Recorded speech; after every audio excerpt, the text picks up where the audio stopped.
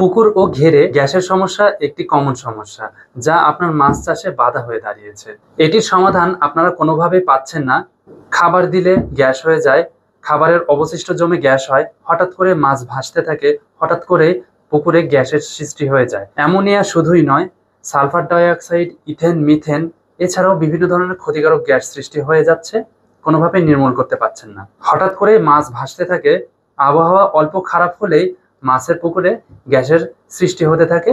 এছাড়াও অক্সিজেন স্বল্পতা হতে থাকে। প্লাঙ্কটন বেড়ে গেলে অক্সিজেন স্বল্পতা হয়ে যায়, পানি দূষিত হয়ে যায়। এছাড়াও পানিতে দুর্গন্ধ হয়, জৈব বর্জ্য পদার্থগুলো শোধন না হওয়ার কারণে পানি দূষিত হয়ে যায়, মাছের সাফোকেশন বেড়ে যায়। এই জন্য আপনারা এগুলোর সমাধান পেতে ইউকা ব্যবহার করতে পারেন। এই ইউকা ব্যবহারে এগুলো সব সমস্যার সমাধান হয়ে যাবে ইনশাআল্লাহ। এটি ব্যবহারে আপনার পুকুরের গ্যাস সৃষ্টি হওয়ার ফলে মাছের যে সাফোকেশন অর্থাৎ স্ট্রেসে পড়ে গিয়েছিল, এটিকে কুইক রিকভারি করবে। প্লাস পয়েন্ট হলো এটি বিভিন্ন ধরনের ক্ষতিকারক ব্যাকটেরিয়া এবং পানি শোধন করবে।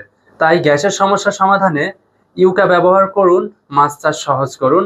এছাড়াও মাছের বৃদ্ধিতে অংশগ্রহণ করুন।